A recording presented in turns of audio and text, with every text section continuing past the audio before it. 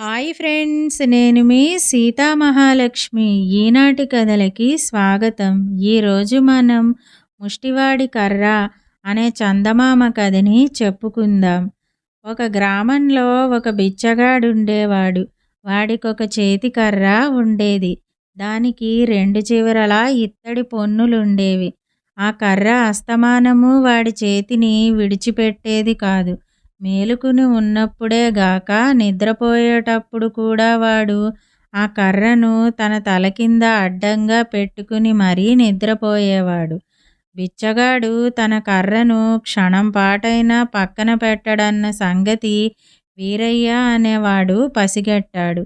బిచ్చగాడిని చూస్తే కర్ర లేకుండా నడవలేనంత ముసలివాడేం కాడు, గుడ్డివాడు కూడా కాడు.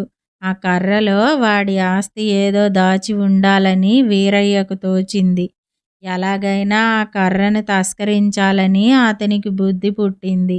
ఒక రాత్రి బిచ్చగాడు పడుకున్న చోటనే తాను కూడా పడుకుని, బిచ్చగాడు గాఢ నిద్రలో పక్కకు ఒత్తిగిలిన సమయంలో వీరయ్య ఆ కర్రను సంగ్రహించి తెల్లవారేసరికి ఊరి బయటికి చేరుకున్నాడు. అదే సమయంలో ఆ ఊరి శెట్టి తన అంగడికి సరుకులు కొనటానికి పక్క ఊరి సంతకు వెళుతూ కనిపించాడు. శెట్టి మొలలో ఉన్న డబ్బు మూట చూడగానే వీరయ్యకు దోచుకోవాలనిపించింది. అతను శెట్టి దారికి అడ్డంగా నిలబడి, నీ దగ్గర ఉండే సొమ్మంతా అక్కడ పెట్టు అని గద్దించాడు. శెట్టి మోరాయించాడు. సొమ్ము ఇస్తావా లేదా అంటూ వీరయ్య శెట్టి నెత్తిమీద కర్రతో బలంగా కొట్టాడు. ఆ దెబ్బతో శెట్టి కళ్ళు తేలవేసి విరుచుకు పడిపోయాడు. శెట్టి బొడ్డులో ఉండే మూట లాక్కున్న వీరయ్యకు శెట్టి చచ్చాడని భయం పుట్టింది. ఎవరన్నా చూస్తారని అతను ఆ కర్రను అక్కడే వదిలేసి పారిపోయాడు. కొద్దిసేపటికి శెట్టికి స్పృహ వచ్చింది. తన నెత్తిన కర్రతో కొట్టిన దుర్మార్గుడు తన బొడ్డునున్న 10 రూపాయలు కాజేశాడు. కానీ వాడు తన కర్రను వదిలేసి పోయాడు. శెట్టి ఆ కర్రను తీసి పరీక్షించాడు. కర్ర బాగా బరువున్నది. ఏ మాయమాటలన్నా చెప్పి ఆ కర్రను 20 రూపాయలకు అమ్మి పోయిన 10తో పాటు మరో 10 సంపాదించాలని శెట్టికి బుద్ధి పుట్టింది. అతను పొరుగురి కంసాలి వద్దకు వెళ్ళి, ఈ కర్రలో ఖరీదైన రత్నాలున్నాయి. శాస్త్ర ప్రకారం వాటిని నేను అనుభవించరాదుట. చవగ్గా ఇస్తాను. ఈ కర్ర తీసుకుని ఆ పొన్నులు ఊడగొట్టి ఆ రాళ్లను నువ్వే ఉపయోగించుకో అన్నాడు. శెట్టి మాటలు నమ్మి కంసాలి ఆ కర్రను 20 రూపాయలకు కొన్నాడు. కంసాలి దుకాణంలో శెట్టికి కంసాలికి జరిగిన సంభాషణ అంతా వీధిలో దొంగ వెధవలిద్దరు విని ఆ రాత్రి కంసాలి ఇంట ప్రవేశించి ఆ కర్రను దొంగిలించారు. వాళ్ళు దాన్ని ఊరి బయటికి తీసుకుపోయి దాని ఇత్తడి పొన్నులు ఊడగొట్టి లోపల ఉన్న రత్నాలు పంచుకోవటానికి నిశ్చయించుకున్నారు. కానీ ఆ పొన్నులు ఊడి వచ్చే మార్గం కనిపించలేదు. ఇంతలోపునే వాళ్లకు పంపకం విషయంలో అభిప్రాయ భేదాలు వచ్చాయి. ఎవరి మటుకు వారు తనకెక్కువ వాటా కావాలన్నారు. అది కొట్లాటగా పరిణమించింది. ఇంతలో రాజభటులు వాళ్లను పట్టుకొని రాజుగారి వద్దకు తీసుకుపోయారు. వాళ్ళు కర్రలో ఉన్న ధనం కోసం పోట్లాడుకుంటున్నారని, వాళ్ళు ఆ కర్రను ఎక్కడో దొంగిలించారని రాజు తెలుసుకుని ఇద్దరిని నిర్బంధంలో పెట్టించాడు. తర్వాత రాజు ఒక ప్రకటన చేస్తూ తన వద్దకు వచ్చిన కర్రలో ఏమున్నది చెప్పిన వారికి ఆ కర్రను మంచి బహుమానాన్ని ఇస్తానని తెలియబరిచాడు. ఈ ప్రకటన విని వీరయ్య, శెట్టి, కంసాలి, కర్రను పోగొట్టుకున్న బిచ్చగాడు వచ్చారు. ఆ కర్రలో బంగారం ఉన్నది అన్నాడు వీరయ్య. రత్నాలున్నాయి అన్నాడు శెట్టి. అవును, రత్నాలే ఉన్నాయి అన్నాడు కంసాలి. ఆ కర్ర నాదే బాబు, నాకిప్పించండి అన్నాడు బిచ్చగాడు. అందులో ఏమున్నది అని రాజు బిచ్చగాడిని అడిగాడు. ముష్టివాడి చేతి కర్రలో ఏముంటుంది బాబు, అందులో ఏమీ లేదు. కాస్త గట్టి కర్ర. ఎవరో పుణ్యాత్ముడు 2 చివరలా ఇత్తడి పొన్నులు వేసి ఇచ్చాడు. అన్నాడు బిచ్చగాడు. చెబుతామంటూ వచ్చి కర్రలో ఏమున్నది చెప్పలేకపోయిన వీరయ్య చేత, శెట్టి చేత, కంసాలి చేత 100 రూపాయలు బిచ్చగాడికి ఇప్పించి వాడి కర్ర వాడికిచ్చి పంపేశాడు రాజు. ఇదండి ముష్టివాడి కర్ర కథ.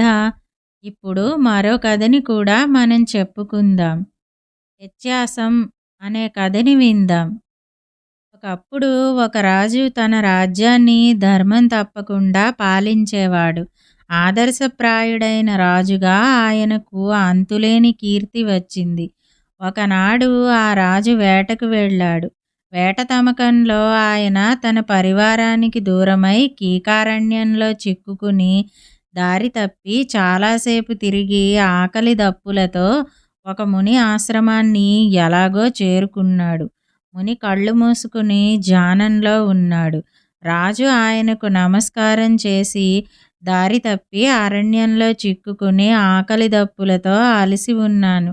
ఇక్కడ కొంచెం సేపు విశ్రాంతి తీసుకునేటందుకు అనుమతిస్తారా అని అడిగాడు. ముని కళ్ళు తెరవకుండానే అవశ్యం తీసుకోవచ్చు. ఈ దేశాన్ని ఏలే రాజు ధర్మాత్ముడు. అందుచేత ఆకలి దప్పుల భయం లేదు. ఆశ్రమంలో ఏ కాయ తిన్నా, ఏ ఆకు తిన్నా రుచిగాను పుష్టికరంగానూ ఉంటుంది. వాటితో నీ ఆకలి దప్పిక తీర్చుకో అన్నాడు. రాజు ఆశ్చర్యపడి సమీపంలో ఉన్న ఒక చెట్టు కాయ ఒకటి కోసి నోట వేసుకున్నాడు. తియ్యగాను రుచిగాను ఉన్నది.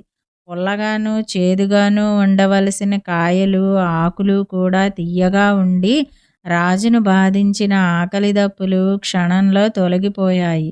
శరీరంతో పాటు మనసుకు ఎంతో తృప్తి కలిగింది.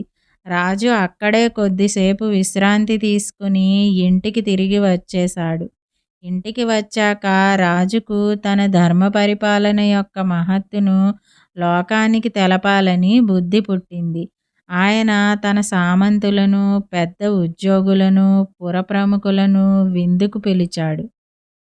ఇందుకుగాను వేపాకు పచ్చడి, కాకరకాయలు వేసి పాయసము లాంటివి తయారు చేయమని తన వంటవాళ్లకు ఉత్తర్విచ్చాడు. రాజుగారి ఉద్దేశం ఏదో ఉంటుందనుకుని వంటవాళ్ళు ఆయన ఆజ్ఞాపించిన ప్రకారమే వంటకాలు తయారు చేశారు. అందరితో పాటు రాజుగారు కూడా భోజనానికి కూర్చున్నారు. అయితే ఆయనకు గొప్ప ఆశాభంగం కలిగింది. తాను చేయించినవన్నీ చేదు విషం. నోట పెడితే వాంతి వచ్చేసింది. రాజుగారు విందు ఆపు చేయించి మళ్ళీ వేరే వంట చేయించి అందరికీ పెట్టించి తన పరువు కాపాడుకున్నాడు. కానీ ఆనాడు ముని ఆశ్రమంలో ఏది తిన్నా రుచిగా ఎందుకున్నదో, ఈనాడు అలా ఎందుకు లేదో ఆయనకు అర్థం కాలేదు. వంటవాళ్లే విందు పాడు కావటానికి కారణమై ఉంటారనుకుని ఆయన వేపాకు, కాకరకాయలు తిని చూశాడు. అవి చేదుగానే ఉన్నాయి. అంటే వంటవాళ్ల తప్పు లేదన్నమాట. ఈ వ్యత్యాసానికి కారణం మునినే అడిగి తెలుసుకుందామని రాజు ఆశ్రమానికి వెళ్ళి మునితో జరిగిన సంగతంతా చెప్పి, ఆనాడు ఏది తిన్నా రుచిగా ఉన్నది, ఈనాడు ప్రతిదానికి దాని మామూలు రుచే ఉండటానికి కారణం ఏమిటి స్వామి అని అడిగాడు. ఆనాడు నువ్వే రాజువని తెలియక నీ ధర్మశీలతను పొగిడాను. దాని మూలంగా నీలో గర్వాతిశయం కలిగింది. నీ మహిమను నువ్వే పరీక్ష పెట్టుకున్నావు. మహిమలు ఆపద్ధర్మంగా కనపడతాయే గాని పరీక్షకు నిలవవు అని ముని చెప్పాడు. అటు తర్వాత రాజు అణకువగా ఉండటం నేర్చుకున్నాడు. ఇదండి వ్యత్యాసం కథ. ఈ 2 కథలు గనక మీకు నచ్చినట్టయితే లైక్ చేయండి. ఈ కథల్ని మీ స్నేహితులకు షేర్ చేయండి. కథపై మీ అభిప్రాయాన్ని కామెంట్ రూపంలో తెలియజేయండి. మరిన్ని మంచి కథల కోసం మా ఛానల్ను సబ్స్క్రైబ్ చేసుకోండి.